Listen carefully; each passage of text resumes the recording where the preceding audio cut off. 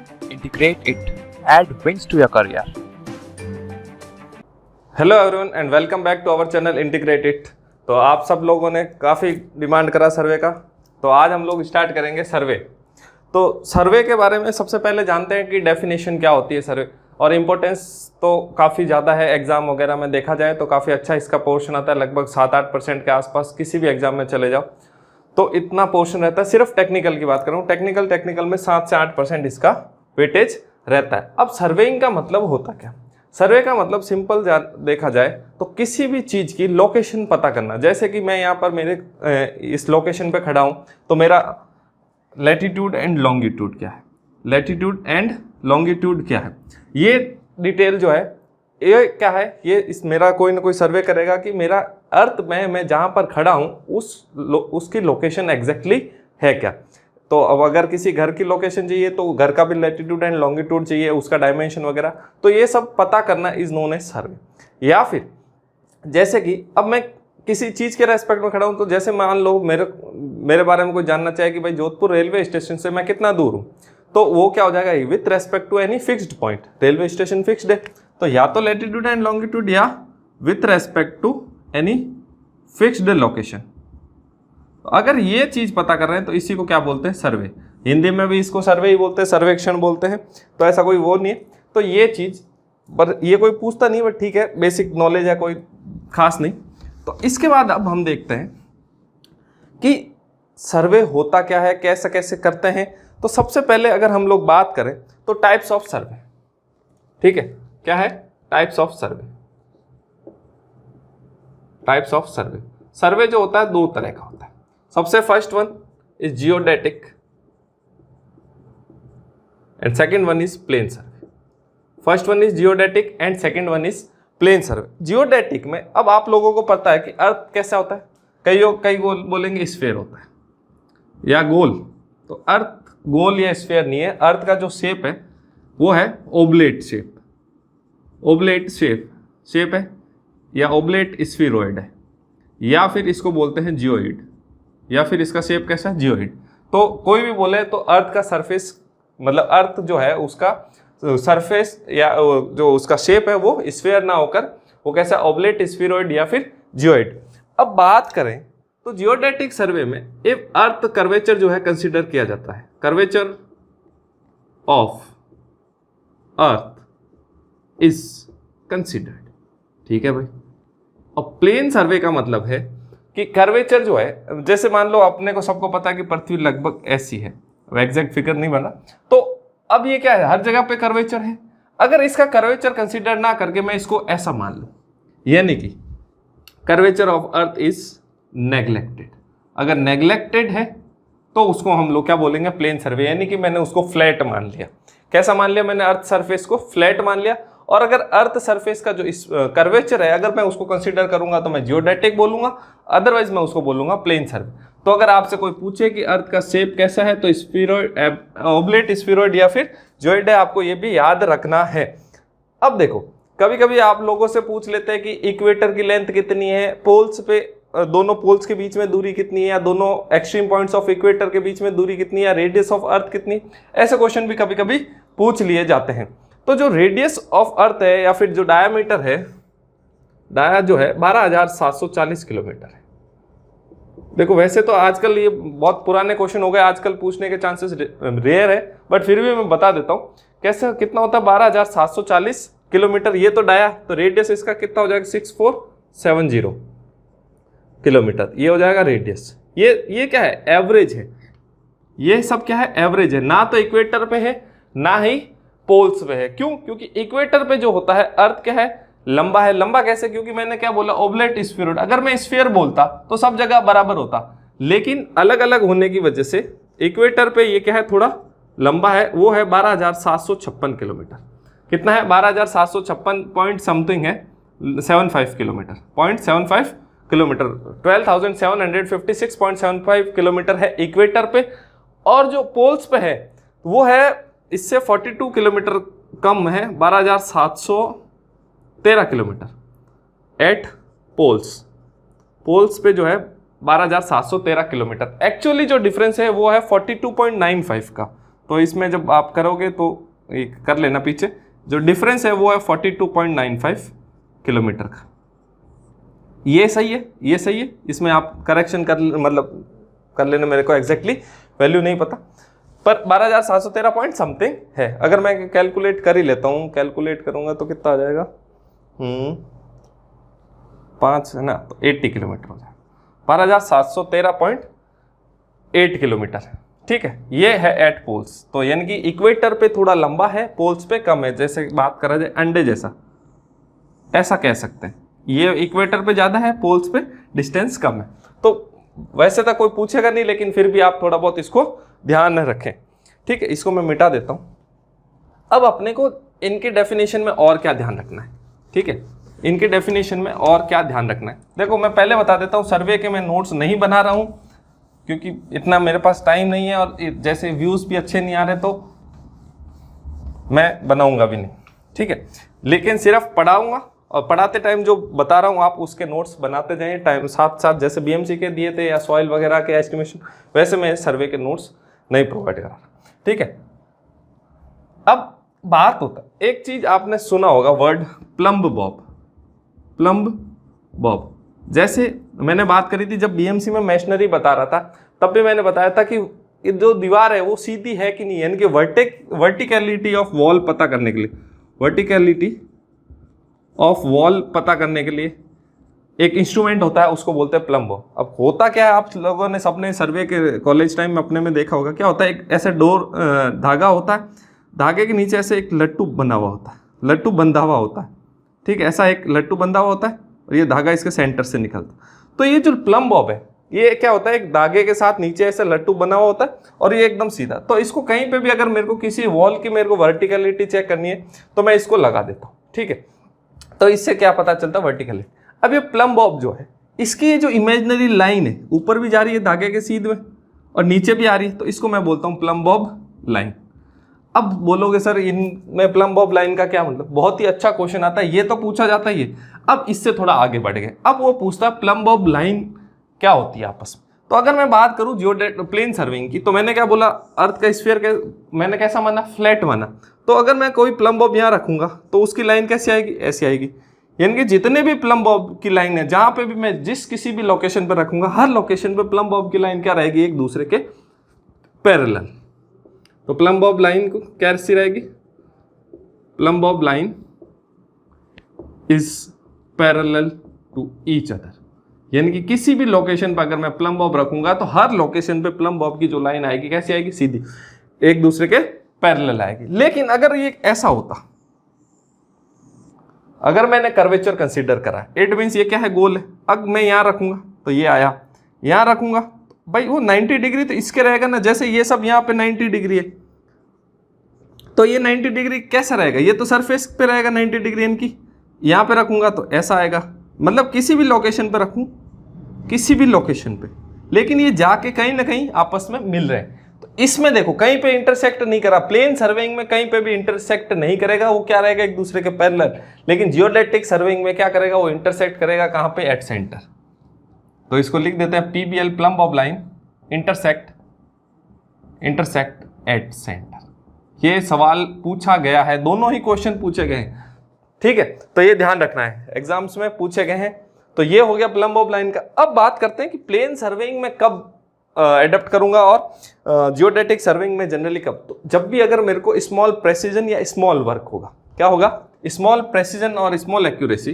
तो मैं लिख देता हूं स्मॉल प्रेसिजन की जगह एक्यूरेसी, स्मॉल एक्यूरेसी होगा तो, या फिर स्मॉल वर्क होगा। स्मॉल वर्क की जगह मैं लिख देता हूं स्मॉल एरिया। अब कितने एरिया तक कंसीडर होता है, ये less than equal to 195.5 kilometre square तक का एरिया है, तो मैं क्या करूंगा, प्लेन सर्वेइंग करूंगा। अगर इससे लार्ज है, 195.5 किलोमीटर स्क्वायर एरिया से ज्यादा है, तो मैं इसको कंसीडर करूंगा, जियोडेटिक सर्वेइंग करूंगा। उस टाइम मैं प्लेन सर्वेइंग नहीं करूंगा, वहां पर मेरा मामला गड़बड़ हो जाता है। ऐसा क्यों है, देखो अगर मैं जैसे ये देख रहा हूं कि ये कोई स्फीयर का मैंने एक छोटा सा पार्ट लिया, तो अब दो कोई पॉइंट है A और B। ये तो क्या है, आपने को पता है कॉर्ड है, ये कॉर्ड AB हो गया, ये आर्क हो गया। अगर ये आर्क जो है ये 18.5 किलोमीटर का है, कितना है 18.5 किलोमीटर का, तो ये जो कॉर्ड होगी वो 1.52 सेंटीमीटर कम होगी। कितनी होगी? 1.52 सेंटीमीटर कम होगी। इतना ही, ज़्यादा कोई खास फर्क नहीं है, लेकिन थोड़ा सा फर्क आएगा। अगर ये 18.5 किलोमीटर की है कॉर्ड आर्क, तो ये 1.52 सेंटीमीटर कॉर्ड क्या होगी, उससे लेंथ में कम, यानी कि 18.5 किलोमीटर से 1.52 सेंटीमीटर घटा दो। तो जब भी मेरा लार्ज एरिया होगा तब मैं किसको कंसिडर करूंगा, या फिर मेरे को ज़्यादा एक्यूरेसी चाहिए तब भी मैं कौन सा करूंगा, जियोडेटिक सर्विंग। अब जियोडेटिक सर्विंग कहाँ काम आता है? तो कंट्रोल पॉइंट्स, जिनको हम लोग बोलते हैं कंट्रोल पॉइंट की लोकेशन के लिए, कंट्रोल पॉइंट लोकेशन के लिए। अब ये कंट्रोल पॉइंट क्या है?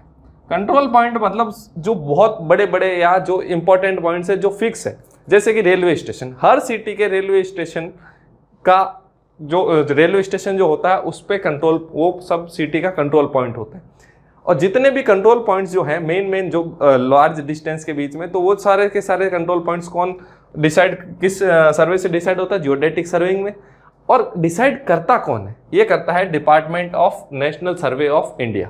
नेशनल सर्वे ऑफ इंडिया या national geographic survey of India, ये सब करता है। कंट्रोल पॉइंट को एस्टेब्लिश कौन करता है? National geographic survey of India या फिर national survey of India, NSI। ठीक है। अब प्लेन सर्वेइंग, जैसे मेरे को घर बनाना है या फिर मेरे को कोई रोड बनानी है जिसका लेंथ कम है, तो ऐसे लोकेशन के लिए मैं क्या करता हूं, मेरा प्लेन सर्वेइंग सही है। जियोडेटिक सर्वेइंग में ज़्यादा मेहनत पड़ेगी, ज़्यादा समय लगेगा, जितना ज़्यादा एक्यूरेसी चाहिए उतना ज़्यादा समय और मेहनत लगती है। अब आपसे कोई पूछा, अब जब मैंने यहाँ पे वर्ड एक बार प्रिसीजन काम में ले लिया था, फिर बोला गलत है। अब ये प्रिसीजन और एक्यूरेसी में क्या डिफरेंस है? प्रिसीजन और एक्यूरेसी में क्या डिफरेंस है? तो देखो, प्रिसीजन का मतलब होता है कि मान लो आप कोई काम कर रहे हो, चाहे गलत कर रहे हो चाहे सही कर रहे हो, आपने अगर 10 बार करा, जैसे मान लो कोई मैथ की प्रॉब्लम है, आपने कोई है x² + 2y + 5z जो है, इसमें इसको जब आप सॉल्व कर रहे हो आपके हर बार मान लो 10 वैल्यू आ रही है। जबकि मैं क्या कह रहा हूँ, एक्यूरेट जो वैल्यू, करेक्ट वैल्यू, मान लो करेक्ट वैल्यू जो है 11 है। ठीक है। आपने जब इसको सॉल्व करा, मान लो आपने 5 टाइम्स सॉल्व करा, लेकिन 5 टाइम्स आपके क्या आ रहा है, आंसर 10 आया। एक बार भी 10.1 या 10.2 ऐसा नहीं हुआ। या फिर कह सकते हैं, एक रेंज भी सेट कर सकता हूं मैं, जैसे मैंने रेंज सेट कर दी 9.8 से लेके 10.2 के बीच में आया। तो ये क्या है, एक तरह का प्रेसिजन है, यानी कि आप जो काम कर रहे हो वो प्रिसाइज कर रहे हो, लेकिन करेक्ट नहीं कर रहे हो, आप एक्यूरेसी के साथ नहीं कर रहे हो। एक्यूरेसी कब होगी? जब आप इसका आंसर लगभग 11 ले आओगे।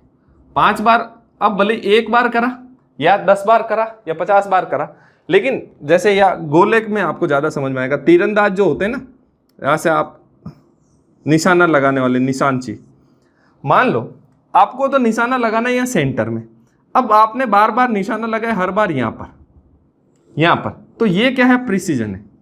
आपने जितनी बार भी लगाया उतनी बार वहीं लगाया। लेकिन अगर आपने यहाँ लगाया एग्जैक्टली सेंटर में, तो ये क्या है, एक्यूरेसी। ठीक है। ये है, एक बार तो आपने यहाँ लगाया तो ये एक्यूरेसी, दूसरी बार आपने यहाँ लगा दिया, तीसरी बार यहाँ, चौथी बार यहाँ, 5, यानी कि अलग अलग लोकेशन पे लगाया, लेकिन उसमें से एक बार आपकी एक्यूरेसी, तो उसको आप प्रिसाइज नहीं बोलोगे, उसको आप बोलोगे एक्यूरेट। प्रिसाइज कब बोलोगे? जब एक ही बार कर रहे हो, चाहे वो गलत कर रहे हो, मतलब एक जो रीडिंग आ रही है आपकी हर बार वही आ रही, चाहे गलत आ रही।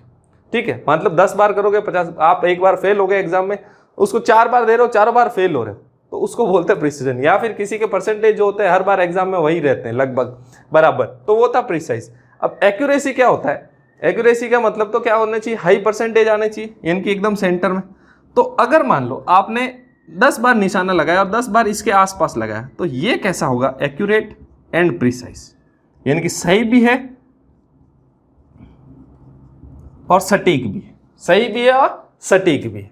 ठीक है। एक्यूरेट एंड प्रिसाइज कब होगा? जब एक ही जगह पे, मतलब जब उसकी एक्यूरेसी भी होगी और सारे निशाने एक ही जगह लगे। तो अब आपको प्रिसीजन और एक्यूरेसी में डिफरेंस पता लग गया होगा। वैसे बताने की जरूरत नहीं थी, लेकिन फिर भी ठीक है, मैंने बता दी। अब ये समझ में आ गया टाइप्स ऑफ सर्वे में, प्लेन एंड जियोडेटिक सर्वे। अब हम लोग बात करते हैं प्रिंसिपल्स ऑफ सर्वेइंग। किसकी बात कर रहा हूं मैं? Principal of surveying. Principal of surveying क्या होता है? प्रिंसिपल ऑफ सर्वेइंग का मतलब है कि हम किस तरह से सर्वे करते हैं। अब सर्वे जनरली 2 तरह से होता है, या तो कोई मेरे पास लार्ज एरिया है, उस एरिया को मैं छोटे छोटे पार्ट में डिवाइड करके कर दूं, या फिर मेरे पास कोई लोकेशन है, कोई रेफरेंस पॉइंट है, उन पॉइंट्स की हेल्प से मैं कोई नेक्स्ट पॉइंट निकालूं। Principle of surveying. फर्स्ट जो है whole to part, whole to part. Second है location of any point with respect to reference. ठीक है, अब होल टू पार्ट का मतलब क्या हुआ, जैसे आपके पास ये कोई बहुत बड़ा एरिया है, ये बहुत बड़ा एरिया, इस एरिया को आपको करना है सर्वे। तो आप क्या करोगे, पहले क्या करोगे, इसके मेन पॉइंट्स का सर्वे करोगे, इनकी बाहर से जाओगे, ऐसे इसको छोटे छोटे टुकड़ों में यहां काट दिया, ऐसे काट दिया, ऐसे छोटे छोटे टुकड़ों में काट दिया आपने इसको, तो ये क्या हो गया, होल टू पार्ट, और फिर सर्वे करा। ठीक है, तो इसको बोलते हैं होल टू पार्ट। इसमें जो होता है एक्यूरेसी ज्यादा होती है, एक्यूरेसी हाई होती है। क्यों? क्योंकि एक्यूमुलेशन ऑफ एरर नहीं होगा। जब भी आप बड़े से छोटे की तरफ आओगे ना, तो लार्ज से जब भी आप स्मॉल की तरफ आते हो तब आपका एक्यूमुलेशन ऑफ एरर नहीं होता है, इनके एरर्स जुड़ते नहीं। लेकिन वही आप अगर छोटे से बड़े की तरफ जाओगे तो आपका हमेशा क्या होता है, एक्यूमुलेशन ऑफ एरर होता है। इसमें एक्यूमुलेशन ऑफ एरर नहीं होता, लिख लेना, एक्यूमुलेशन ऑफ एरर नहीं होता, एक्यूमुलेशन ऑफ एरर नहीं होता। ठीक है, लेकिन अब location of any point with reference का क्या मतलब है। अब जनरली जितने भी कंट्रोल पॉइंट्स होते हैं ना, जैसे अभी मैंने बोला है जियोडेटिक सर्विंग, जितने भी कंट्रोल पॉइंट्स होते हैं उन सब का सर्वे किस हिसाब से किया जाता है, उनमें प्रिंसिपल क्या होता है, होल टू पार्ट होता है। कौन सा होता है, होल टू पार्ट। जितने भी कंट्रोल पॉइंट्स है, कंट्रोल पॉइंट्स कौन से, जहां से बाकी सब पॉइंट्स की डिसाइड होती है लोकेशन, जिनके रेस्पेक्ट में बाकी सारे पॉइंट्स की लोकेशन डिसाइड होती है, उनको हम लोग बोलते हैं कंट्रोल पॉइंट्स। जैसे हर शहर का रेलवे स्टेशन हो गया, या कोई सरकारी ऑफिस हो गया, या पीडब्ल्यूडी का ऑफिस हो गया, तो ये जनरली जितने पहले रेलवे स्टेशन नहीं होते थे कुछ जगहों पे, तो वहां पर पीडब्ल्यूडी का ऑफिस या फिर सिटी का कोई ऐसा पॉइंट ले लेते थे कि ये भाई कंट्रोल पॉइंट है। हर जगह पे कुछ हर 40-50-100 किलोमीटर पे ये कंट्रोल पॉइंट्स फिक्स है। ठीक है, अब बात करना है लोकेशन ऑफ एनी पॉइंट। जैसे मान लो आपके पास कोई दो पॉइंट है, ए और बी। ठीक है, ए और बी आपके पास कोई दो पॉइंट है जिनकी लोकेशन आपको पता है, नॉन लोकेशन। अब इसकी हेल्प से आपको इस सी पॉइंट की लोकेशन निकालनी। दो पॉइंट है आपके पास, इन दोनों पॉइंट की हेल्प से आपको सी पॉइंट की लोकेशन निकालनी। तो ये जो लाइन होगी ए बी लाइन, इसको आप लोग क्या बोलोगे, बेस लाइन। इसको आप बोलोगे बेस लाइन। इन दोनों की लोकेशन आपको पता है। अब इस सी पॉइंट से मैं क्या कर सकता हूं, या तो मैं सी पॉइंट से एक क्या बनाऊं, यहां से परपेंडिकुलर, एक ये तरीका हो गया, या फिर अब मैं इसी डायग्राम में सारे तरीके बना रहा हूं, इसी डायग्राम में सारे तरीके, या फिर मैं क्या करूंगा, यहां से और यहां से दो पॉइंट, यानी कि इन दोनों की डिस्टेंस मेजर कर दूंगा, L1 और L2। या फिर मैं क्या करूंगा, यहां से डिस्टेंस मेजर कर लूंगा, ये हो गया। या फिर मैंने क्या करा, एक डिस्टेंस मेजर कर ली और एक एंगल मेजर कर लिया। ठीक है, तीसरा मेथड हो गया, पहले में परपेंडिकुलर, दूसरे में मैंने दोनों डिस्टेंस मेजर कर ली सी पॉइंट के रेस्पेक्ट में, सी पॉइंट की ए और बी के रेस्पेक्ट में डिस्टेंस मेजर कर ली सेकंड में। थर्ड में मैंने क्या करा, एक डिस्टेंस मेजर करी और एक एंगल मेजर कर लिया। फोर्थ में मैं क्या करूंगा, दोनों ही एंगल मेजर कर लूंगा। फोर्थ में मैं दोनों ही एंगल मेजर कर लूंगा। ठीक है, तो ऐसे में करके मैं कुछ भी कर सकता हूं। तो मेरे को कुछ भी करके इस पॉइंट की लोकेशन इन दोनों के रेस्पेक्ट में पता करनी है। तो या तो मैं यहाँ से सी पॉइंट से ए बी लाइन पे कोई परपेंडिकुलर ड्रॉ कर सकता हूँ, या मैं दोनों डिस्टेंस मेजर कर सकता हूँ, या मैं एक डिस्टेंस और एक एंगल, या फिर दोनों एंगल मेजर कर सकता हूँ। तो ये किस में आता है, location of any point with respect to reference, या फिर simple location of any point find out करना। तो ये है दो प्रिंसिपल ऑफ सर्वे। अब टाइप्स ऑफ सर्वे पढ़ लिया था अपन ने मेन। अब अपन देखते हैं क्लासिफिकेशन ऑफ सर्वे। क्या बात करूं मैं, classification of survey. Classification of सर्वे जो है दो तरह से, एक तो जो है कि क्या चीज फाइंड आउट कर रहे हैं, पर्पस, और दूसरा जो है किसके हिसाब से है, इंस्ट्रूमेंट के हिसाब से। क्लासिफिकेशन ऑफ सर्वे, पहला पर्पस। पर्पस में सबसे पहला मैं बात करता हूं टोपोग्राफिकल सर्वे।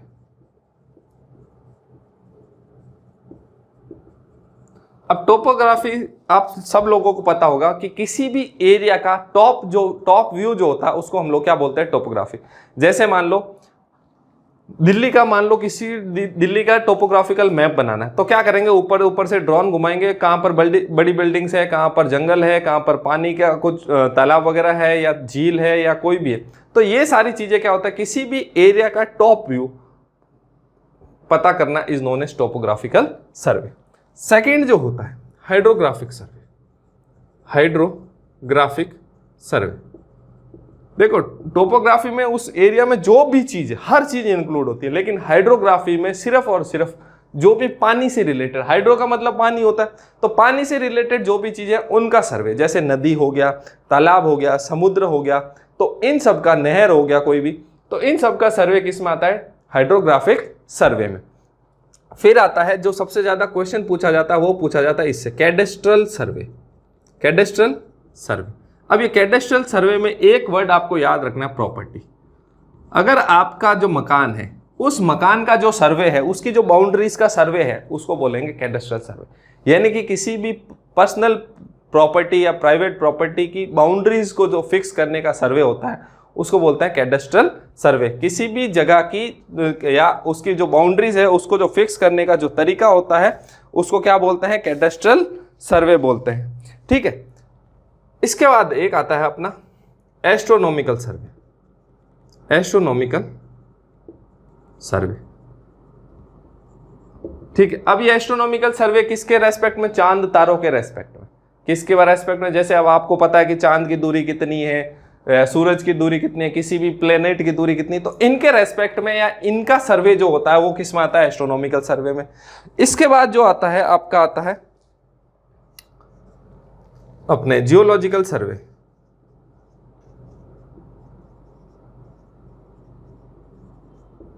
जियोलॉजिकल सर्वे, जियोलॉजिकल सर्वे का मतलब है कि पृथ्वी के अंदर कौन कौन से मिनरल्स है, कौन कौन से रॉक्स है, या फिर पेट्रोलियम प्रोडक्ट कहाँ कहाँ पर है, यानी कि लैंड सरफेस के बिलो जो भी चीजें हैं उन सब चीजों का पता लगाना इज नोन एज जियोलॉजिकल सर्वे। जो भी किसी भी कंट्री की जो मतलब कहते हैं ना कि कितनी प्रॉपर्टी उसके पास, वो जनरली उसका जियोलॉजिकल सर्वे से पता चलता है। फिर आता है लास्ट, जिसको हम लोग बोलते हैं इंजीनियरिंग या फिर लैंड सर्वे। ठीक है, इंजीनियरिंग या लैंड सर्वे। अब ये कैडेस्ट्रल और इसमें थोड़ा डिफरेंस है, इसमें सिर्फ और सिर्फ किसकी बात होती है, लैंड की। वर्ड से ही समझ में आ रहा है, तो ये सब अपने को पता चल गया। तो इंजीनियरिंग सर्वे, जब भी हमको किसी जगह पे रोड बनानी है, रेलवे लाइन बिछानी है या कोई भी चीज का कंस्ट्रक्शन करना है, तो उसका जो सर्वे करेंगे, उसके लिए जो सर्वे करेंगे उसको हम लोग बोलते हैं इंजीनियरिंग सर्वे। तो टोपोग्राफी में उस एरिया का पूरा दिखाया जाता है, ठीक है, ऊपर से, तो उसमें हमको पता लग जाता है कि किधर अप्स एंड डाउन्स है। जनरली आपने देखा होगा कि जो सीवर लाइन वगैरह होती है वो शहर के लोअर साइड में होती है, तो वो लोअर साइड पता कैसे चलेगी सिटी की लोअर साइड किधर है, तो टोपोग्राफिकल सर्वे से पता लगती है ये सारी चीजें, या फिर इंजीनियरिंग सर्वे से पता लगती है। तो ये चीजें आपको ध्यान रखनी है, ठीक है। तो ये हो गया classification first on the basis of purpose. Second है on the basis of instrument.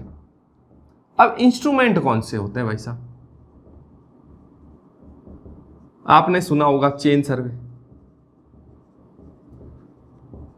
Chain survey में आपको आप क्या कौन सा चीजें मेजर करते हो, सिर्फ लीनियर मेजरमेंट, यानी कि आप सिर्फ और सिर्फ डिस्टेंस मेजर करते हो, लीनियर मेजरमेंट, और डिस्टेंस भी कौन सी, हॉरिजॉन्टल। ठीक है, तो ऐसा कोई सर्वे होता है तो उसको आप बोलते हो चेन सर्वे। चेन या टेप की हेल्प से, चेन और टेप आप लोगों ने सबने देखी है, कितने तरह की होती है अपन नेक्स्ट में देखेंगे। इस लेक्चर में अभी अपन ये देख रहे हैं, पहले ये सब चीजें, उसके बाद अपन चेन सर्वे ही स्टार्ट करेंगे। तो चेन सर्वे में हम लोग क्या करते हैं, हॉरिजॉन्टल डिस्टेंस मेजर करते हैं सिर्फ और सिर्फ चेन्स की हेल्प से। यहाँ पर कोई भी तरह का एंगल मेजरमेंट नहीं आता। फिर सेकंड आता है कंपास सर्वे। सेकंड आता है कंपास सर्वे। इसमें लीनियर मेजरमेंट तो चेन की हेल्प से, linear measurement by chain, and angular, angle भी कौन से, हॉरिजॉन्टल। हॉरिजॉन्टल एंगल्स किसकी हेल्प से, कंपास। ठीक है, ये आपको ध्यान रखना। चेन से तो आप क्या करोगे, लीनियर मेजरमेंट, जितने भी हॉरिजॉन्टल डिस्टेंसेस हैं और जितने भी हॉरिजॉन्टल एंगल है वो आप किससे मेजर करोगे, कंपास से मेजर करोगे। ये आपको ध्यान रखना है। इसके बाद आपने लेवलिंग देख लेते हैं। लेवलिंग सुना होगा, लेवलिंग, इसमें क्या होता है, वर्टिकल मेजरमेंट होते हैं, vertical linear measurement, vertical distance या वर्टिकल मेजरमेंट्स होते हैं, वर्टिकल डिस्टेंस मेजरमेंट लिख देता हूँ।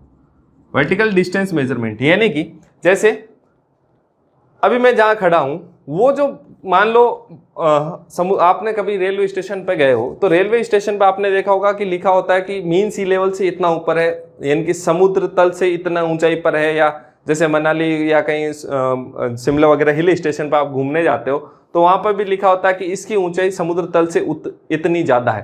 तो वो कौन सा मेजरमेंट है? वो क्या होता है? लेवल मेजरमेंट होता है, लेवलिंग होता है वो। उसमें क्या होता है कि जो मीन सी लेवल है, जिसको हम लोग बेंचमार्क मान के चलते हैं, बेंचमार्क यानी कि फिक्स पॉइंट जिसके रेस्पेक्ट में बाकी सारी चीजें हम लोग फाइंड आउट करते हैं, तो उसके रेस्पेक्ट में कोई भी चीज कितना ऊपर है ज्यादा। जैसे ये कि पेन है, ये जो मार्कर है मेरे हाथ में, ये अभी ग्राउंड लेवल से कितना ऊपर है, ये किसके अंदर, ये जो मेजरमेंट का तरीका होगा किसके अंदर आएगा? लेवलिंग के अंदर। ठीक है, तो ये चीजें होता है, इसमें हम लोग वर्टिकल चेन में हम लोग हॉरिजॉन्टल और लेवलिंग में हम लोग वर्टिकल डिस्टेंस मेजर करते हैं। फिर आता है एक थियोडोलाइट, थियोडोलाइट सर्वे। थियोडोलाइट सर्वे में 3 चीजें मेजर करते हैं, दोनों angle, horizontal and vertical angle. तो अभी तक वर्टिकल एंगल नहीं आया था, अब ये आ गया यहां पर। तो horizontal and vertical angle and horizontal distance, vertical distance नहीं मेजर कर रहे, एंड हॉरिजॉन्टल डिस्टेंस। ठीक है, इसके बाद आता है एक टेक्योमेट्रिक सर्वे, वो इसी का भाई है। अब मैं इसलिए क्यों बोल रहा हूं, थियोडोलाइट का ही एक स्पेशल टाइप होता है टेक्योमीटर। जो टेक्योमीटर होता है वो इसी का एक स्पेशल टाइप होता है, टेक्योमेट्रिक सर्वे इसी का एक, थियोडोलाइट में से एक थोड़ा उसको मॉडिफिकेशन करके उसको टेक्योमीटर बनाया जाता है। तो टेक्योमेट्रिक सर्वे में हम लोग क्या फाइंड आउट करते हैं, इसमें हम लोग वर्टिकल डिस्टेंस भी मेजर कर लेते हैं। इसमें हम लोग क्या कर लेते हैं, वर्टिकल डिस्टेंस भी मेजर कर लेते हैं। ठीक है, तो ये ध्यान रखना है, ये सारी चीजें यहां पर आते ही ये सारी चीजें इसमें वर्टिकल डिस्टेंस भी इंक्लूड हो जाएगा। एक होता है plane table survey, plane table survey. ये क्या होता है? Plane table survey. ये सारे अपने कोर्स में, ये सारे डिटेल में हम लोग पढ़ेंगे, अभी मैं इसीलिए ज़्यादा डिटेल में नहीं जा रहा। प्लेन टेबल सर्वे में क्या होता है कि आप सिर्फ और सिर्फ डिस्टेंस मेजर करते हैं और उसको उसी टाइम ड्रॉ कर लेते हैं, प्लॉट उसी टाइम हाथों हाथ ड्रॉ करके प्लॉट करके मैप बना लेते हैं या प्लान बना लेते हैं उसी टाइम हाथों हाथ फील्ड में। यानी कि मेजरमेंट्स ऐसे करके घर पे नहीं लाएंगे, फिर घर पे ला के ऑफिस में बैठ के आप काम कर रहे हो अलग से, ऐसा कुछ नहीं। प्लेन टेबल सर्वे एक ऐसा सर्वे है जिसमें ऑफिस वर्क है ही नहीं, जिसमें ऑफिस वर्क जीरो है। आपने जितना काम करा वो फील्ड में वहीं का वहीं खत्म हो गया, बाकी सब में घर पे आओगे तब काम करोगे। इसमें घर पे आने के बाद सो जाओ, कोई दिक्कत नहीं। ठीक है, तो प्लेन टेबल सर्वे में भी हम लोग यही चीजें फाइंड आउट करते हैं, हॉरिजॉन्टल डिस्टेंस वगैरह या वर्टिकल डिस्टेंस वगैरह। तो ठीक है, तो ये हो गया। इसके अलावा भी ऐसे बहुत से इंस्ट्रूमेंट के हिसाब से टोटल स्टेशन भी है, ईडीएम भी है, electronic device measurement, distance measurement वगैरह, तो वो सब भी ऐसे ही है। पर मेन जो है अपने ये है सर्वे। ठीक है, तो ये हो गया अपना classification of survey. Classification of सर्वे के बाद में हम लोग देखते हैं स्केल के बारे में बात करते हैं। स्केल क्या होता है? तो आप लोगों ने सबने सुना होगा प्लान, मैप, स्केल, ये सब चीजें क्या है ये आज हम लोग देखते हैं।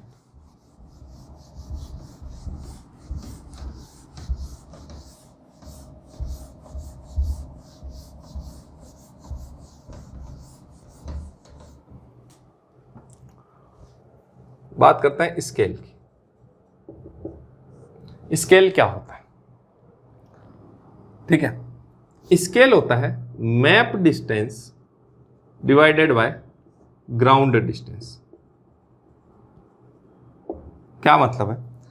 अब देखो, मेरे को किसी मकान का नक्शा बनाना है, तो मैं क्या करूंगा, उस मकान के नक्शे को मैं एक पेपर पे बना लेता हूं। क्या मकान उस पेपर पे बनने जितना ही होता है? क्या नहीं होता? एक्चुअल में तो बहुत आपने इंडिया का मैप देखा, एक पेपर पे आ रहा है, तो क्या इंडिया इतना ही है? क्या इतना नहीं है?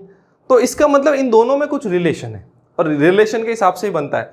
ऐसा नहीं है कि आपने इंडिया का मैप देखा है तो राजस्थान आप उसको देखोगे तो राजस्थान जो है उसका एरिया का 10% है, तो मैप में भी आपको लगभग 10% ही दिखेगा। ऐसा नहीं कि मैप में वो 50% दिखा रहे हैं कि बहुत बड़ा मैप में दिखा दिया, बाकी सब चीजें, बाकी जितने भी राज्य उनको छोटे छोटे कर दिए, ऐसा नहीं होता।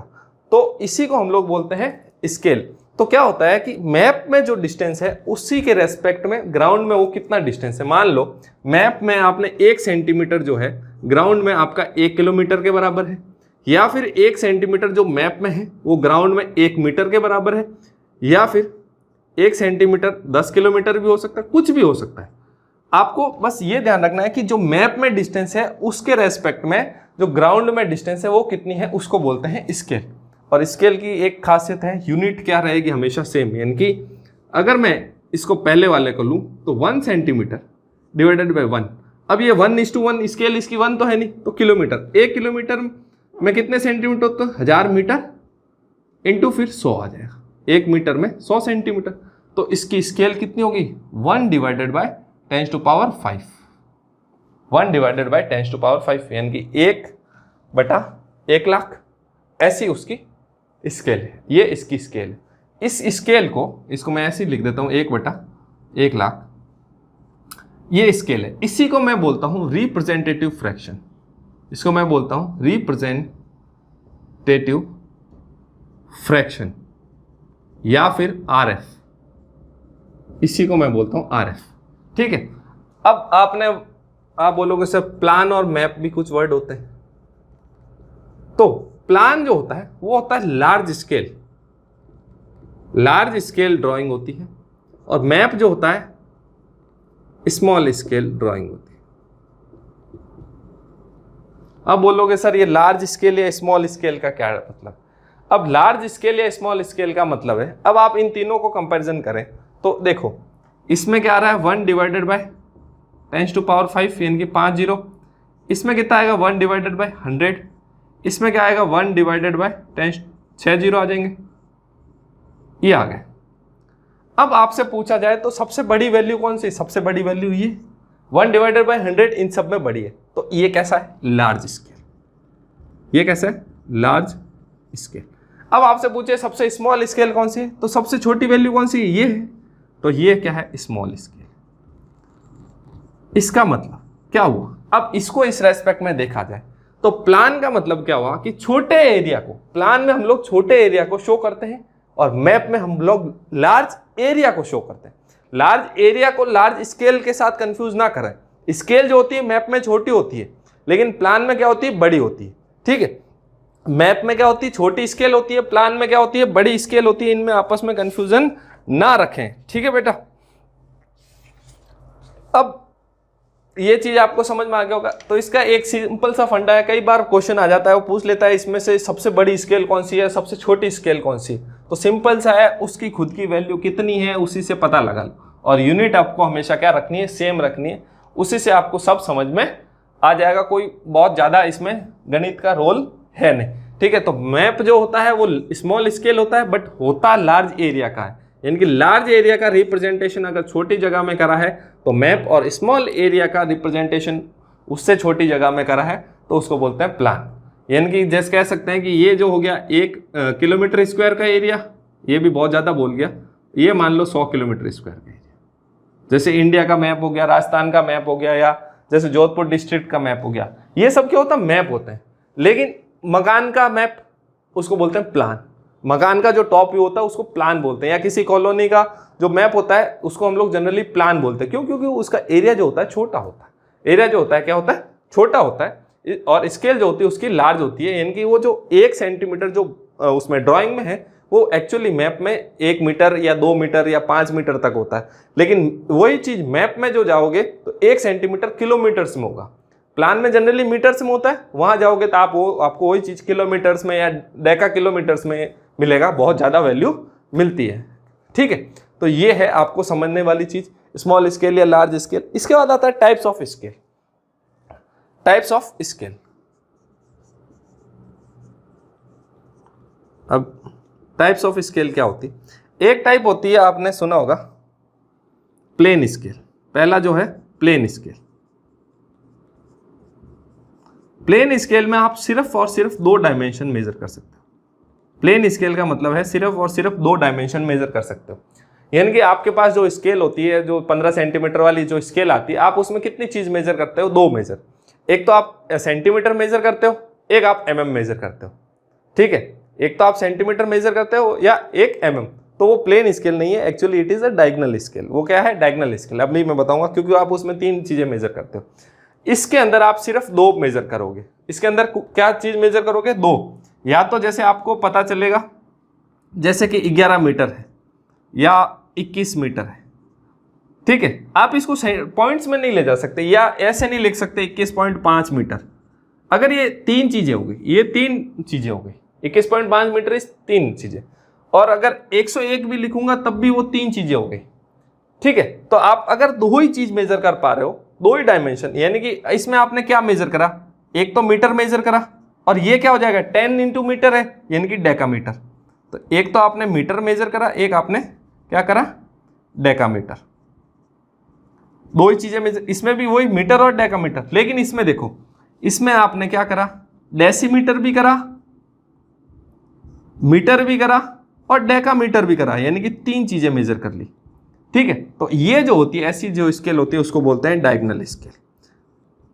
मैं इनमें डिटेल में नहीं जा रहा हूं क्योंकि डिटेल में नहीं पूछेंगे आपसे। तो डायगोनल स्केल का मतलब है 3 डायमेंशन, यानी कि अब आपके पास जो स्केल होती है 15 सेंटीमीटर वाली, उसमें देखो आपको 1 से 10 सेंटीमीटर तक तो पता लग रहा है, लेकिन 1 से 10 से आगे भी तो पता लग रहा है, और mm भी पता लग रहा है। तो mm पता लग रहा है, सेंटीमीटर और डेका सेंटीमीटर यानी कि डेसीमीटर। आपको क्या क्या पता लग रहा है वहां पर, सेंटीमीटर, mm पता लग रहा है, सेंटीमीटर पता लग रहा है और डेसीमीटर, 3 चीजें पता लग रही, तो वो क्या होगी डायगोनल स्केल। एक फिर आती है वर्नियर स्केल। वर्नियर स्केल, अब ये जो है, मान लो आपकी ये जो स्केल थी प्लेन या डायमेंशन स्केल, ये बिल्कुल छोटी छोटी चीजें मेजर नहीं कर रही, बहुत ही छोटा डायमेंशन मेजर नहीं कर रही। जैसे मेरे को मेरे बाल का डायमेंशन पता करना है, बहुत ही पतला है, पता नहीं लगा, इनसे तो पता लगाने से रहा, तो वो चीजें मैं किससे करूंगा वर्नियर स्केल से, बहुत ही ज्यादा छोटी चीजें मैं वर्नियर स्केल से। तो वर्नियर स्केल क्या होती है, हमेशा किसी न किसी एक दूसरी इन दोनों स्केल के साथ ही जुड़ी हुई होती है।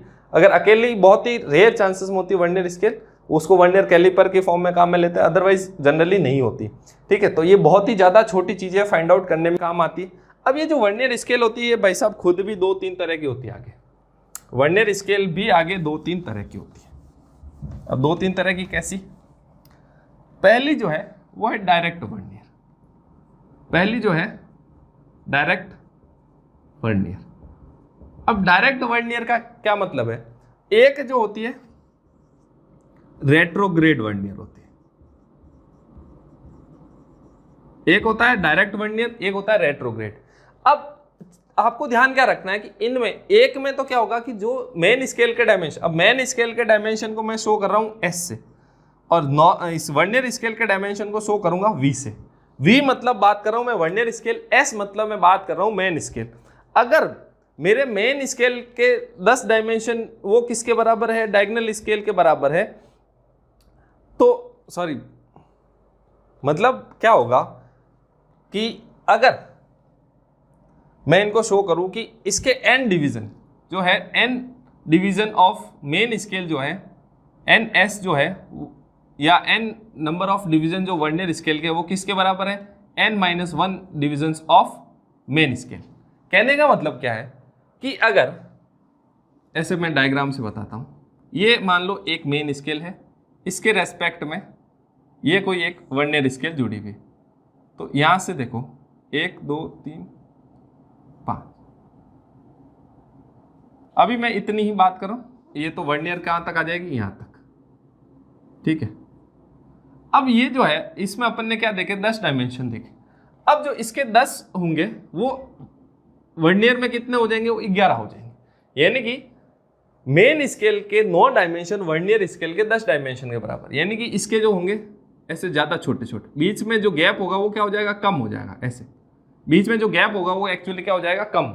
अभी जो मैंने डायग्राम बनाया वो एग्जैक्टली नहीं है, तो इसका मतलब है n number of divisions of vernier scale is equal to n-1 number of division of main scale. n division of vernier scale किसके बराबर होते हैं, n-1 जो लेंथ होती है। कहने का मतलब ये जो लेंथ है ना, मान लो वर्नियर के जो 10 डिवीजन है वो जितनी लेंथ शो करेंगे वो मेन स्केल के 9 डिवीजन शो कर देंगे, बस। रेट्रोग्रेड में इसका उल्टा होता है, n division of vernier scale किसके बराबर होता है, n+1 division of main scale. यानी कि वर्नियर स्केल के 10 डिवीजन जितना शो करेंगे वो इसके 11 डिवीजन शो करेंगे। इसके जो 10 डिवीजन होंगे वो इसके 11 डिवीजन के बराबर होगा लेंथ में, ठीक है। लेंथ में ऐसा आपको सामने दिखेगा। एक्चुअली तो क्या होता है, वर्नियर छोटी वाली डायमेंशन शो करता है। मेन स्केल में जैसे ये है ना, इसका मतलब क्या, मेन स्केल के ये जो डायमेंशन है, मान लो यहाँ पर 5 मीटर है और यहाँ पर मान लो 5.5 मीटर है। इसका मतलब क्या है कि ये 10-10 सेंटीमीटर का एक है। अब ये 10 सेंटीमीटर के बीच में अगर आपको पता लगाना है कि 2 सेंटीमीटर है, 3 सेंटीमीटर है, 4 है, ये ऐसे तो शो नहीं कर रहा है। ये मेन स्केल तो किस में शो कर रहा है, मीटर और डेसीमीटर में। तो अगर आपको सेंटीमीटर पता करना है या अगर आपको आगे mm वगैरह पता करना है तो उसके लिए आप किसकी मदद लोगे, वर्नियर स्केल की। यानी कि मेन स्केल में जो डिविजन्स आप पता नहीं कर पाओगे उसके लिए आप क्या जोड़ते हो उसके साथ, वर्नियर, यानी कि मेन स्केल के गैप। अब कभी कभी इनमें पूछ लेता है लिस्ट काउंट, तो v जो है वो किसके बराबर है, n-1/n इंटू s के बराबर।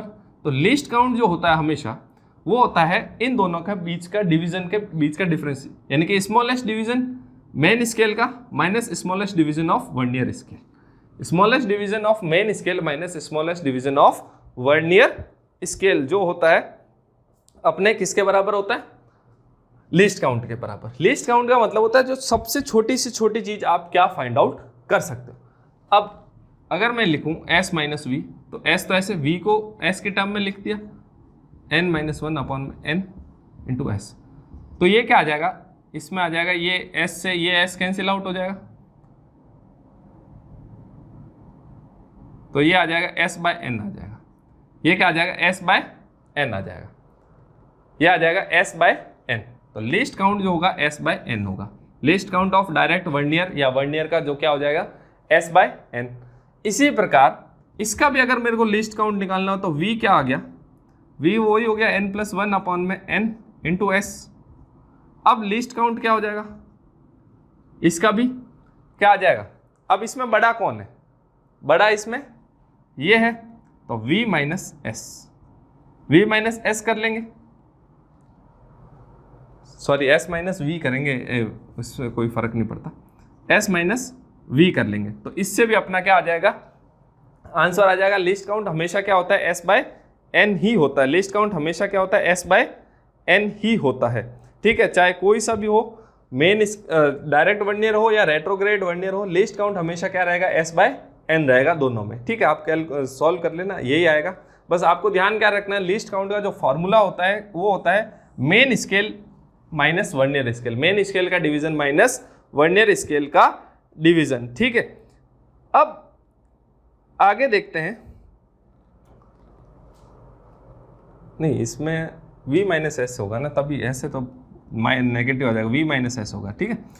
तो ये हो जाएगा, इन दोनों के बीच का जो डिफरेंस होगा हमेशा v और s के, मेन स्केल और वर्नियर स्केल के, उसी को बोलते हैं लिस्ट काउंट। एक होता है डबल वर्नियर, तीसरा जो आता है डबल वर्नियर। आप सब लोगों ने थियोडोलाइट देखा होगा। थियोडोलाइट में क्या होता है कि आपने देखा होगा कि 2 वर्नियर एक साथ होते हैं, तभी तो A और B आता था। वर्टिकल में देखते थे तो C और D, हॉरिजॉन्टल में देखते थे तो A और B, 2 तरह के वर्नियर होते थे, तभी आपने दोनों फेस पे अलग अलग आती थी रीडिंग। तो वो क्यों आता था, डबल वर्नियर में क्या होता है, 2 वर्नियर एक साथ जुड़े हुए होते हैं। जैसे ये 2 वर्नियर एक और इसके साथ जोड़ दो, तो अगर 2 वर्नियर एक साथ जुड़े हुए हैं और जिनका 0 कॉमन है, 0 क्या है, मैं ऐसे लिख देता हूँ, 2 वर्नियर एक साथ है, 0 जो है उसमें कॉमन है, दोनों का जो कॉमन है, 0 जो इंडिकेटर होगा उनमें वो क्या होगा, दोनों के लिए कॉमन होगा। तो ये हो गया अपने स्केल, अलग अलग स्केल के बारे में अपन ने देख लिया। डायरेक्ट वर्नियर देख लिया, retrograde, double vernier, main scale, sorry plane scale और डायगोनल स्केल भी देख लिया। अब हम लोग कुछ वर्ड्स आते हैं, श्रंक स्केल, ये ग्राफिकल स्केल वगैरह ऐसी चीज़ें आती है, वो क्या होती है वो उनके बारे में डिस्कस करते हैं, श्रिंकेज फैक्टर वगैरह।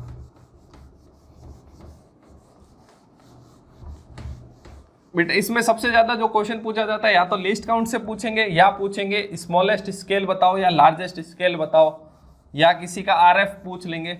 अब वहां पर क्या है ना, RF पूछेंगे तो बहुत ही सिंपल, लेकिन आप लोग क्या हो जाते हो, कंफ्यूज हो जाते हो। कंफ्यूज इसलिए हो जाते हो कि 0 में बहुत ज्यादा छोटे बड़े 0 लगा देते, और बहुत से बच्चे अभी तक इसमें कंफ्यूज रहते हैं कि स्मॉल स्केल कौन सा होगा, लार्ज स्केल कौन सा होगा। जो वैल्यू स्मॉल आएगी 1/1000 और 1/10,000 में स्मॉल वैल्यू कौन सी, 1/10,000, तो वही स्मॉल स्केल होगी। ठीक है, बस ये ध्यान रखना है। वैल्यू बड़ी तो लार्ज स्केल, वैल्यू छोटी तो स्मॉल स्केल। अब कभी कभी आपने देखा होगा कोई मैप देखते हो तो मैप के साइड में ऐसे स्केल बनी हुई होती, मैप के साथ साथ ऐसे स्केल बनी हुई होती, उसी पेपर पे स्केल बनी हुई होती, तो उसको बोलते हैं ग्राफिकल स्केल। क्या बोलते हैं उसको? Graphical scale. कई बार आपने देखा होगा, अगर नहीं देखा तो घर पे जाके देखना, कुछ मैप्स वगैरह पे जो अच्छे मैप्स होते हैं, जो अच्छी क्वालिटी के या अच्छे मतलब जिसने अच्छा पब्लिशर जो अच्छा होता है, तो उसके साथ क्या होता है? ग्राफिकल स्केल होता है। अब ये ग्राफिकल स्केल का मतलब क्या? देखो पेपर पे बना हुआ मैप, पेपर क्या हो सकता है? पानी के साथ कांटेक्ट में आया तो श्रिंक हो सकता है, स्वेल हो सकता है, कुछ भी हो सकता है। पानी गया उसमें तो स्वेलिंग हो जाएगी, पानी निकल गया तो श्रिंक हो जाएगा। तो ऐसे प्रॉपर्टी होती है, विद टाइम पेपर जो होता है स्वेलिंग या श्रिंकेज आ जाता है उसमें। यानी कि मैप क्या होगा? छोटा बड़ा। अब जो पहले मैप आपको मान लो 10 सेंटीमीटर लेंथ का दिख रहा था, अब मान लो वो आपको 10.5 सेंटीमीटर का दिख रहा है, ठीक है। अब वो आपको कितना दिख रहा है एक्चुअली में है? बनाया तब जब बनाया था, तो मैं इसको लिख देता हूं बनाया था, आसानी से समझ आया। जब बनाया था और अब में ये फर्क है, ठीक है। अब वो 10.5 सेंटीमीटर का जब बनाया था 10 सेंटीमीटर का, अब वहां पर मान लो उसने स्केल लिख दी 1 सेंटीमीटर इक्वल टू 10 मीटर, ठीक है। 1 सेंटीमीटर इक्वल टू 10 मीटर, तो यानी कि वो कितना एरिया शो कर रहा है? 100 मीटर के बराबर। तो उसने उस टाइम 100 मीटर का एरिया कवर करा।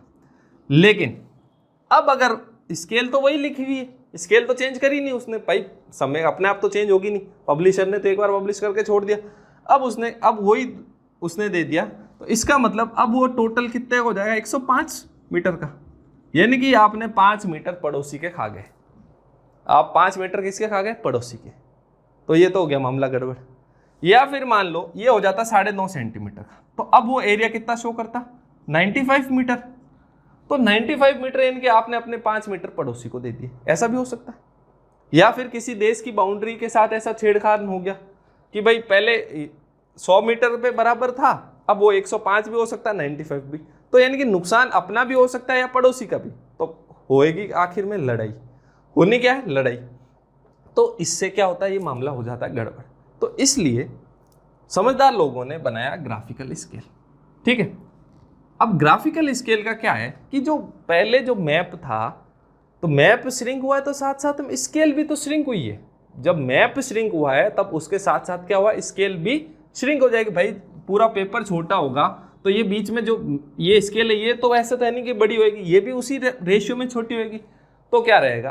अब मान लो अब ये 10.5 सेंटीमीटर की हो गई, मान लो बड़ी हो गई, तो स्केल ये बड़ी हो गई, तो इसके डायमेंशन जो डिवीजन थे उनके बीच का गैप बढ़ गया, तो शो तो अब भी वो सेम चीज करता है। ग्राफिकल स्केल का फायदा क्या है कि वो फ्यूचर में भी अगर छोटी या बड़ी होएगी तब भी उसकी वजह से डिस्टेंस जो रहेगी, उसने जितना मेजर करा था उतना ही शो करेगा। क्यों? क्योंकि साइड में तो उसने लिख दिया कि भाई 1 जो सेंटीमीटर है इसका, वो ऐसे लिख देता है कि भाई ये 1 सेंटीमीटर है, ऐसे लिखा होगा कि 1 सेंटीमीटर 10 मीटर के बराबर है। अब उसने 1 सेंटीमीटर 10 के बराबर कर दिया, तो भाई मान लो अभी पहले वाला ये रहने देते हैं, ठीक है, ठीक है। अब जो है मैं इसको ब्लू पेन से बना देता हूँ। अब जो है इधर साइड में बना रहा हूँ या इधर ऊपर बना ले, इधर, हाँ इधर ऊपर बना लेता हूँ पहला यहाँ पे। अब इनके बीच में क्या बढ़ रहा है? गैप बढ़ रहा है। अब इसमें गैप बढ़ गया। अब ये क्या हो, एक्चुअली क्या कर दी मैंने? स्केल बड़ी कर दी। अब लिखा तो यहाँ पे भी वही 1 सेंटीमीटर ही है ना भाई, लिखी हुई तो वही चीज है। तो अब स्केल ये भी तो बड़ी हो गई, तो ये जो है ये अगर ये 10.5 सेंटीमीटर में भी अब ये 10.5 सेंटीमीटर इसको बोलेंगे ही नहीं। अब इसका मतलब 1 सेंटीमीटर ये, तो अब ये हमेशा क्या रहेगी? 10 सेंटीमीटर की ही रहेगी। अब जब ये हमेशा 10 की रहेगी तो ये हमेशा डिस्टेंस भी कितना बताएगी? उतना ही बताएगी जितना पहले बता रहा था। तो ये फर्क है। अगर मैप पे सिर्फ स्केल लिखी हुई है डेजिग्नेटेड स्केल में और ग्राफिकल स्केल में, ये फर्क है। तो ग्राफिकल स्केल हमेशा क्या रहती है? बेटर रहती है। कभी कभी पूछ लिया जाता है, तो ग्राफिकल स्केल हमेशा बेटर रहती है, ठीक है। लेकिन मेरे को मेन तो ये चीज़ बतानी नहीं थी। अब इसके आगे जो थी ना मेन चीज़, तो वो है, एक आता है श्रिंकेज फैक्टर, श्रिंकेज रेशियो या फिर फैक्टर। इसको शो करते हैं एस आर या फिर एस एफ। ठीक है, ये क्या होता है? ये होता है श्रंक लेंथ। ये फॉर्मूला आप याद कर लो, shrunk length upon original length. Original length यानी कि पहले कितना था, श्रंक लेंथ मतलब अब कितना है। अब ये श्रंक की जगह एक्सपेंडेड भी हो सकता है ना, तो रेशियो का नाम वही है, ऐसे नहीं कि एक्सपेंडेड रेशियो या एक्सपेंडेड फैक्टर, ऐसा कुछ नहीं। Shrunk length upon original length, या फिर shrunk scale upon original scale.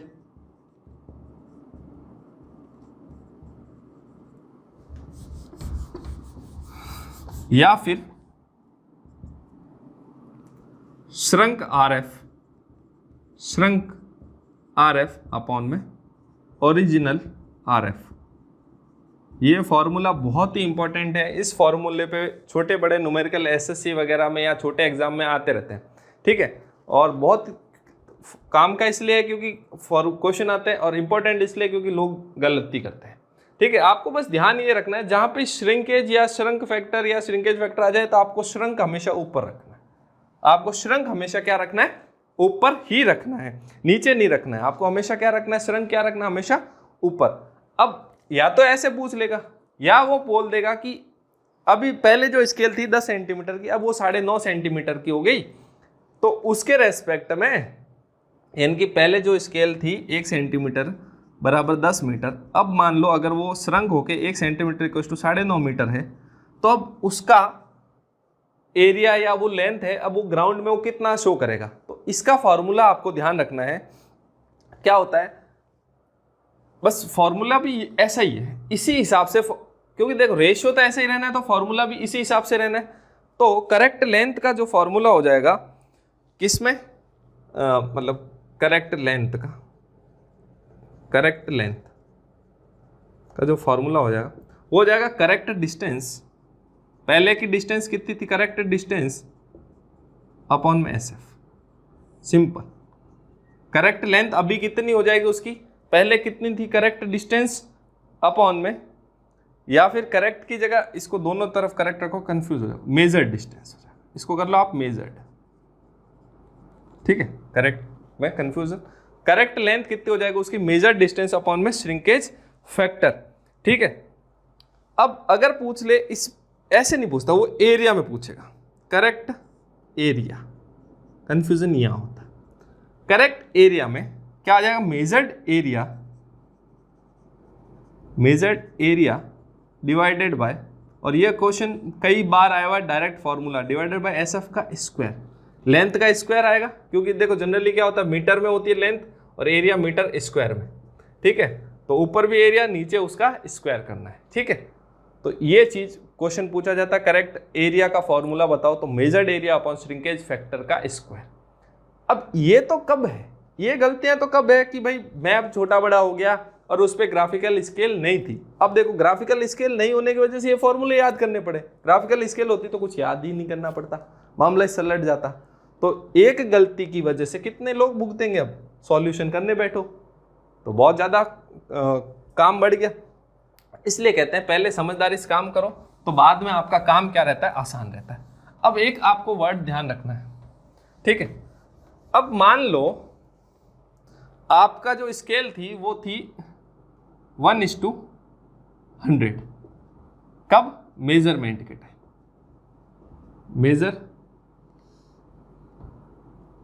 Measurement के टाइम आपकी जो स्केल थी 1:100, आपने उसको बना दिया 1:50। कब? प्लॉटिंग के टाइम।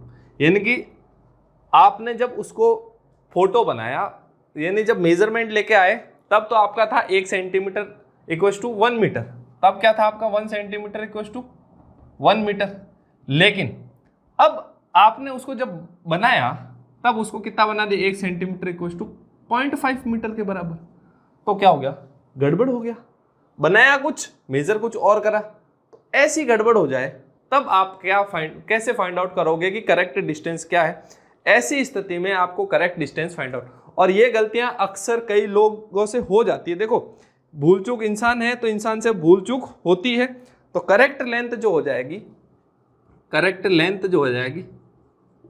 करेक्ट डिस्टेंस जो है या लेंथ जो है वो किसके बराबर हो जाएगी? RF अब देखो RF ऊपर मैं कौन सा लूंगा, करेक्ट वाला या इनकरेक्ट वाला, ये यहां पर कई लोगों को गड़बड़ हो जाती है। देखो यहां पे भी मैंने कौन सा लिया, बाद वाला लिया ना जिसमें गड़बड़ हुई, तो यहां पे भी मैं कौन सा लूंगा जिसमें गड़बड़ हुई, RF ऑफ क्या कह सकते हैं इसको,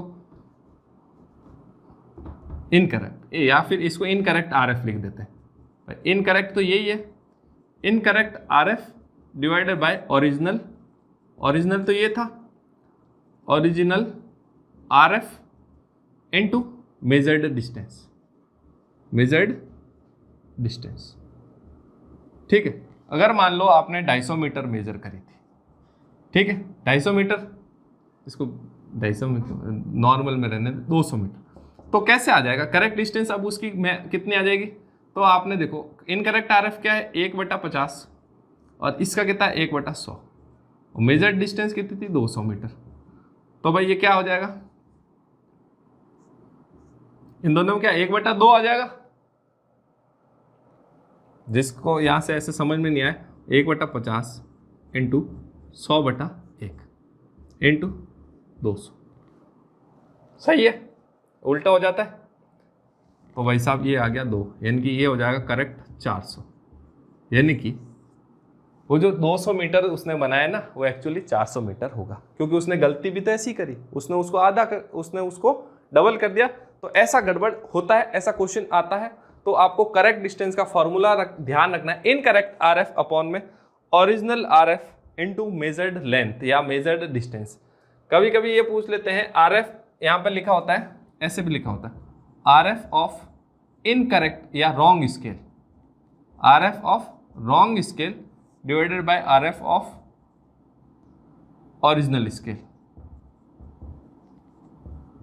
इनटू मेजर्ड लेंथ।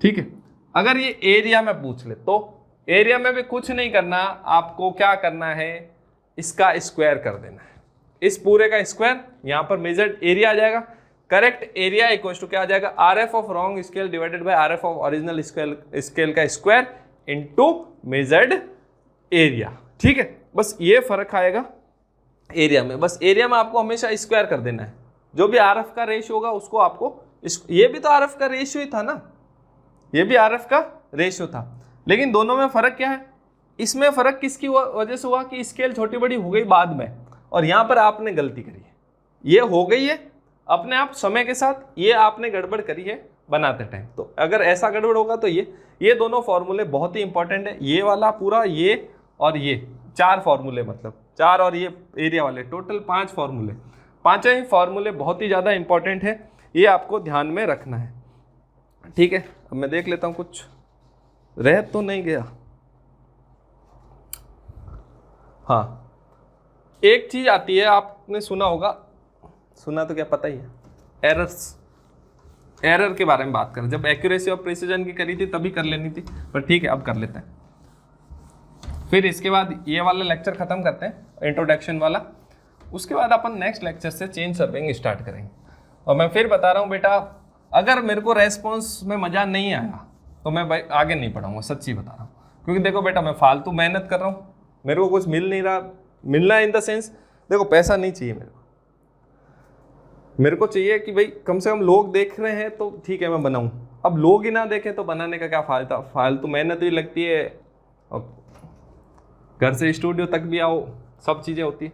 तो इसलिए अगर अच्छा रेस्पॉन्स नहीं आया सर्वे के 3-4 लेक्चर में, अगर आपको समझ में नहीं आए तो आप लोग बताओ, लेकिन इतना गारंटी, मैं फिर बोलूँ, मैं हर सब्जेक्ट पढ़ाते टाइम गारंटी जरूर लेता हूँ।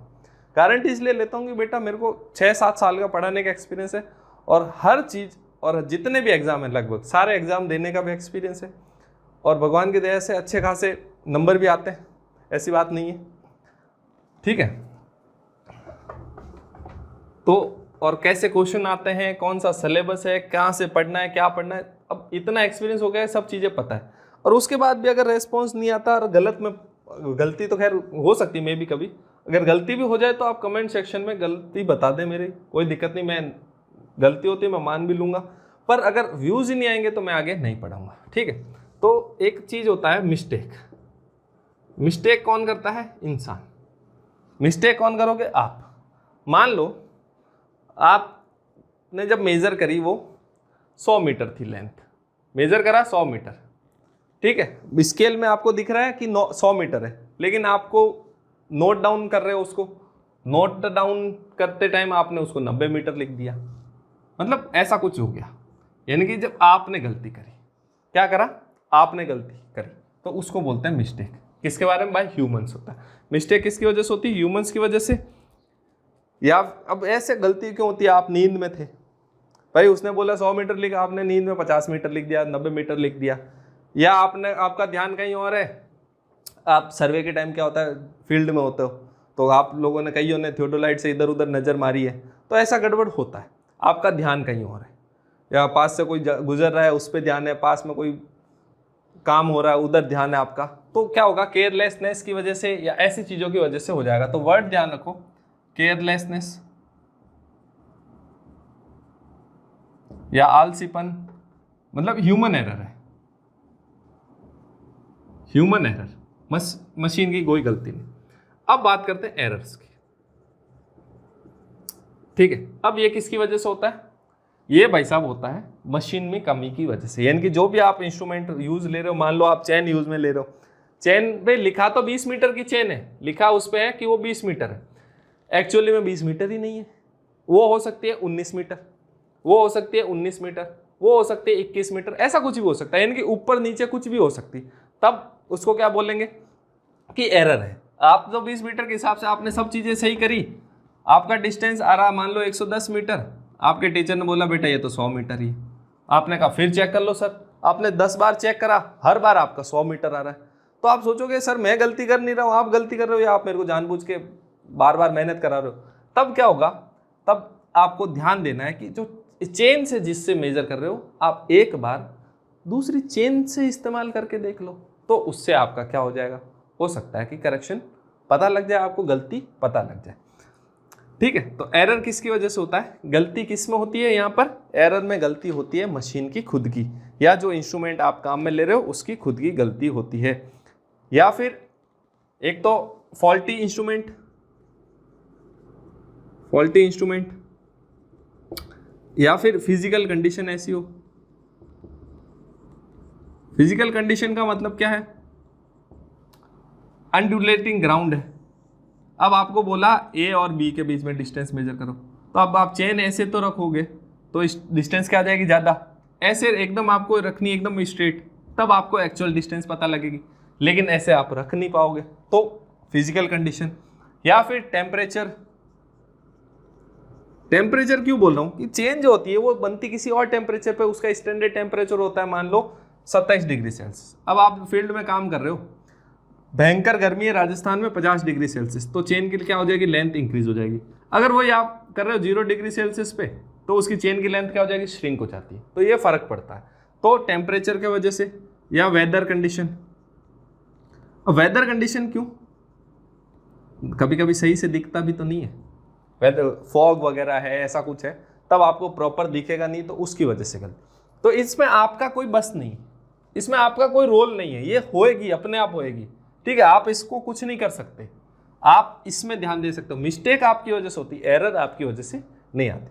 तो कभी भी अगर एरर आ जाए तो एरर पता कैसे चलेगा, error equals to measured value minus true value, ठीक है। अब एरर का उल्टा होता है करेक्शन। करेक्शन जो होता है वो होता है true value minus measured value, true value minus measured value. अब आप लोग, कई लोग कंफ्यूजन हो जाएंगे, तो इसको ध्यान रख लो, CTM compression testing machine, correction true minus measured, तो ये याद रह जाएगा, तो ये वैसे ही रह जाएगा, नहीं रहता फिर भी तो याद कर लो, इलेक्ट्रोमैग्नेटिक ईएमटी या सीटीएम याद कर लो। Error equals to measured value minus true value, correction equals to true value minus measured value. तो अगर पूछे एरर और करेक्शन में क्या रिलेशन है, तो error equals to minus of correction. तो अब आपको ध्यान रखना है कि अगर आपका करेक्शन पॉजिटिव है, मान लो करेक्शन है किसी जगह पे 2 मीटर का, इट मीन्स उसमें एरर है -2 मीटर का। अब बात करते हैं एक बार फॉर्मूला, आपकी जो ट्रू वैल्यू है किसी की, जैसे यही था, ट्रू वैल्यू तो क्या थी 100 मीटर, आपकी मेजर्ड आई, ये मेजर्ड ये ट्रू, तो एरर क्या आ जाएगा, मेजर्ड 110 माइनस ट्रू क्या हो गया 100, तो एरर आ गया 10 मीटर, यानी कि आपने 10 मीटर ज़्यादा मेजर करी, पॉजिटिव मतलब 10 मीटर ज़्यादा। तो करेक्शन कैसा आ जाएगा, ट्रू माइनस मेजर्ड यानी कि 100 माइनस 110, तो ये तो हो गया एरर, करेक्शन हो गया -10 मीटर। आया कि नहीं आया, ये आपको ध्यान रखना, एरर और करेक्शन हमेशा एक दूसरे के ऑपोजिट होते हैं, एक पॉजिटिव आएगा तो दूसरा नेगेटिव आएगा, ऐसे नहीं दोनों पॉजिटिव कर दिए या दोनों नेगेटिव कर दिए, ऐसी गलतियां भी कई लोगों से होती है परीक्षा में। अगर आपने डिस्टेंस ज्यादा मेजर करी है जरूरत से तो करेक्शन नेगेटिव यानी कि उसमें कम करना है। करेक्शन नेगेटिव का मतलब क्या है, उस वैल्यू को डिक्रीज करना है आपको, ठीक है। अगर आपने लेंथ ज्यादा मेजर कर ली है तो उसकी वैल्यू को डिक्रीज कर दो तो आपकी करेक्ट वैल्यू आ जाएगी। अगर आपने लेंथ कम मेजर करी है तो आप क्या करोगे, उसके अंदर ऐड करोगे तो करेक्शन क्या आ जाएगा, पॉजिटिव, ठीक है। तो ये आपको ध्यान रखना है। अब जो एरर होते हैं वो भाई साहब भी दो तरह के होते हैं, एक होता है सिस्टेमेटिक एरर, एक होता है रैंडम। अब सिस्टेमेटिक जो एरर होते हैं, अब भाई साहब मान लो आपकी चेन जो थी, मैंने जैसे क्या बताया कि चेन जो थी मान लो आपके 21 मीटर की, चेन जो है आपके 21 मीटर की, लिखा 20 है, अब है 21 मीटर की, अब आपने उसको 5 बार मेजर करा, तो आपने लिखोगे क्या, आप उस पर ट्रू वैल्यू तो क्या होगी, उसकी ट्रू वैल्यू मेजर्ड वैल्यू तो क्या हो जाएगी, आपकी हो जाएगी 100 मीटर, लेकिन ट्रू वैल्यू वो कितनी है 105 मीटर, ठीक है। तो जब पहली बार आपने मेजर करा तब आपके एरर कितना आ जाएगा, 1, ठीक है, तब आपके एरर कितना आएगा, 1 का। अगर वही एरर फिर दूसरी बार मेजर करा तो एरर कितना आएगा, 2 का। फिर आप उसको तीसरी बार मेजर करोगे तो एरर कितना आएगा, 3 का। चौथी बार मेजर करोगे एरर आएगा 4 का। पांचवी बार कर रहे हो 5 का। यानी कि क्या हो रहा है, एरर आपका बढ़ता जा रहा है। यानी कि सिस्टमेटिक एरर्स कैसे होते हैं, क्यूमुलेटिव यानी कि इंक्रीज होता जाएगा, यानी कि अगर चेन में कोई डिफेक्ट है तो उसकी वजह से हमेशा क्या होएगा, एरर आपका इंक्रीज होता जाएगा, क्यूमुलेटिव ऐड होता जाएगा। सिस्टमेटिक एरर हमेशा कैसे होते हैं, क्यूमुलेटिव होते हैं, वो इंक्रीज होते जाते हैं, ठीक है। आपसे जनरली यही पूछते हैं, ठीक है। और जनरली किसकी वजह से होता है, टेप खुद कम या ज्यादा है तो, टेप या चेन जो है खुद कम ज्यादा है तो। अब होता है रैंडम एरर। अब रैंडम एरर कैसे आएगा, आपको बोला कि इस ग्राउंड पे आपको मेजर करना है, तो आपने पहली बार आप इस चेन को कैसे भी खींच सकते हो, आप इसको ऐसे खींच सकते हो, या फिर किधर गया ब्लू वाला, या फिर भाई साहब आपने इसको ऐसे खींच दिया, मतलब, या फिर आपने एक बार ऐसे, यानी कि इसमें जो आ रहा है ये यहाँ पे भी लेंथ इंक्रीज हुई, यहाँ पे भी इंक्रीज, यहाँ पे भी इंक्रीज, या फिर आपने एकदम इसको सीधा रख लिया, कई भी कितनी नंबर ऑफ पॉसिबिलिटीज हो सकती है। यानी कि कभी आपने चेन को कम खींचा, कभी आपने ज़्यादा खींच लिया, तो उसकी वजह से जो आएगा रैंडम एरर। तो अब जिस टाइम आपने चेन को ज़्यादा खींचा, अब चेन लिखा था उस पर 20 मीटर है, अब ज़्यादा खींच लिया तो वो 20 मीटर की चेन क्या 21 मीटर को 20 मीटर बता रहा है। अब मान लो आपने एक बार उसको कम खींचा, बीच में ऐसे सैगिंग आ गई, कहीं इकट्ठी हो गई, 2-4 रिंग आपस में फंस गई, तो चेन पूरी स्ट्रेट हुई नहीं, तब कम डिस्टेंस को आपने ज़्यादा मान लिया। यानी कि ये हो भाई साहब का कोई फिक्स नहीं, कभी कम होगा कभी ज़्यादा होगा। यानी कि ये भाई साहब जो होते हैं रैंडम एरर्स जो होते हैं, ये क्यूमुलेटिव नहीं होते, ठीक है, ये ध्यान रखना है, इनमें क्यूमुलेटिव कोई प्रॉपर्टी नहीं होती। तो आपसे पूछता है सिस्टमेटिक एरर्स कैसे होते हैं, तो वो होते हैं क्यूमुलेटिव, और रैंडम एरर्स कैसे होते हैं, नॉन क्यूमुलेटिव एरर्स होते हैं। ये होते हैं कंपनसेटिंग। कैसे होते हैं, वर्ड ध्यान रखना है, कंपनसेटिंग, एक दूसरे को कम करते जाते हैं। भाई कभी आपने चेन ज्यादा खींच ली, कभी कम खींच ली, तो जब ज्यादा खींची थी तब आपने डिस्टेंस रॉन्ग मेजर करी, तो उसको करेक्शन की तरह मिल गया दूसरी बार में जब उसको कम खींच लिया, तो ये होता है कंपनसेटिंग, यानी कि कम ज्यादा होता रहता है। तो रैंडम एरर जनरली जो होते हैं उनका मेजरमेंट के लिए आपको वही फ्रीक्वेंसी डिस्ट्रीब्यूशन वाला कर्व ध्यान रखना है। मान लो आपकी ट्रू वैल्यू तो ये है, अब इसके आसपास आप मेजर कर सकते हो। तो एक चीज ध्यान दो कि एरर सबसे ज्यादा गलती, सबसे ज्यादा नंबर ऑफ एरर कब होगा, सबसे मैक्सिमम एरर कब होगा, जब एरर मतलब मैक्सिमम एरर रिपीट, कौन सा एरर रिपीट होगा, जिसकी वैल्यू कम होगी, यानी कि minor errors repeat maximum time, minor errors repetition chance is more, और जितना ट्रू वैल्यू से जितना कम, ये मान लो ज़्यादा की तरफ, पॉजिटिव की तरफ, ये नेगेटिव की तरफ। अब चांस ज़्यादा, अब भाई इस पॉइंट पे आके इतनी कम ज़्यादा मेजर करने का यानी कि 20 मीटर को 5 मीटर या 50 मीटर तो आप नहीं मेजर करोगे ना। 20 को आप 20.1 कर सकते हो, 19.9 कर सकते हो, यानी कि ऐसे एरर ज़्यादा होंगे। सबसे ज़्यादा एरर कैसे होते हैं? जब उस वैल्यू के आसपास के, यानी कि जितना माइनर एरर होगा उसका उतना ही ज़्यादा चांस है रिपीट होने के या होने के। ठीक है, तो रैंडम एरर में ध्यान रखना, माइनर एरर के रिपीटेशन के चांस क्या होते हैं? सबसे ज़्यादा। और ये कैसे होते हैं? कंपनसेटिंग। तो कभी आपने 10 बार मेजर करा, किसी एक डिस्टेंस को आपने 10 बार मेजर करा, 10 टाइम्स, ठीक है, वही 20 मीटर को आपने 10 टाइम्स मेजर करा, तो 10 टाइम्स में एक बार आपने करा 20.1, एक बार मान लो 19.8, एक बार 19.7 कर लिया, एक बार 20.15 कर लिया, एक बार 20.05 कर लिया, एक बार 19.95 कर लिया, मतलब अभी ऐसे कर लिया आपने। तो आप क्या करोगे? ऐसे ही।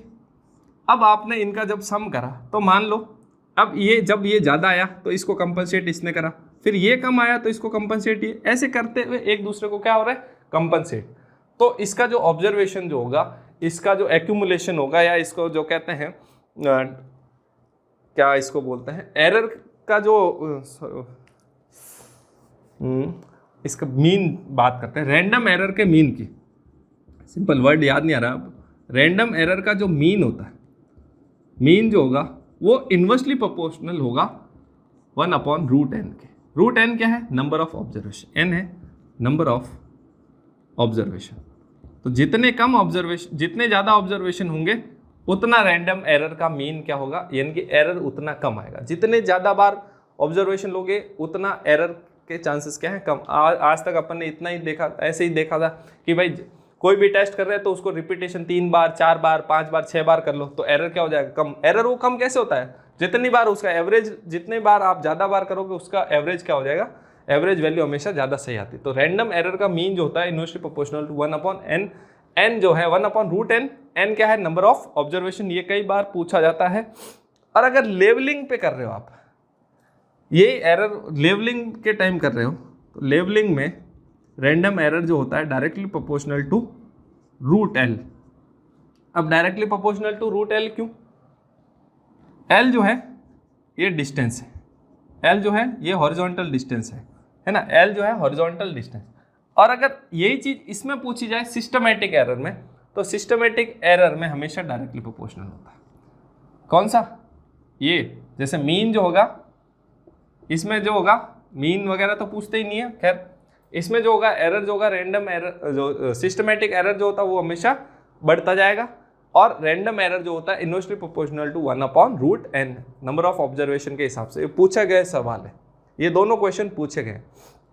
ठीक है, एक चीज और बता रहा था मैं, हाँ, सिस्टमैटिक एरर जो है किसकी वजह से हो रहा है? चेन खुद ही गलत है, चेन खुद ही गलत है। तो आप उसको 10 बार मेजर करोगे, 50 बार अगर उसी चेन से, तो क्या आप उसको करेक्ट कर पाओगे? नहीं कर पाओगे, क्योंकि आपको तो हर बार वो 20 मीटर की जगह 20.1 मीटर की दिख रही है, तो आप हर बार उसको क्या करोगे? गलत मेजर करोगे, हर बार वही चीज दिखेगी आपको।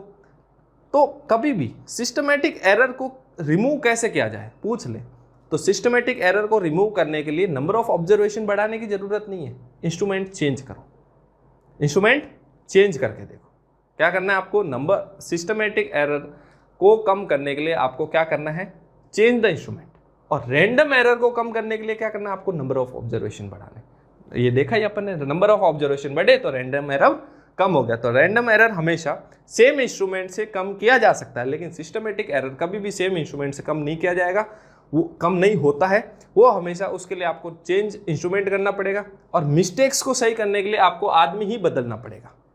मिस्टेक्स को सही करने के लिए क्या करना पड़ेगा? आदमी बदलना पड़ेगा, और या फिर वही आदमी दूसरे कॉर्नर से वापस स्टार्ट करे, मतलब दूसरे एंड से वापस स्टार्ट करे और प्रॉपर ध्यान रख के, तो मिस्टेक्स नहीं आएगी। ठीक है, और वैसे खुद की गलती पता कम ही चलती है, क्योंकि एक किसी स्ट्रेच में अगर वो हर बार वो गलती कर रहा है, उसको समझ ही नहीं आ रहा है इसको कैसे मेजर करना, तो वो करेगा ही करेगा। तो मिस्टेक्स के लिए आपको जनरली बंदा ही चेंज करना है विथ नए इंस्ट्रूमेंट, बंदा प्लस इंस्ट्रूमेंट नया दे के उसको और दूसरे किनारे से स्टार्ट कराते हैं। हमेशा मिस्टेक्स को रिमूव करने, रैंडम एरर को रिमूव करने के लिए नंबर ऑफ ऑब्जर्वेशन से इंक्रीज कर दो, सिस्टमेटिक एरर को रिमूव करने के लिए इंस्ट्रूमेंट ही चेंज कर दो। ठीक है, तो ये था अपना इंट्रोडक्शन वाला चैप्टर, इसी के इंट्रोडक्शन वाला लेक्चर। इसके बाद नेक्स्ट लेक्चर में मैं चेन सर्वे करूँगा।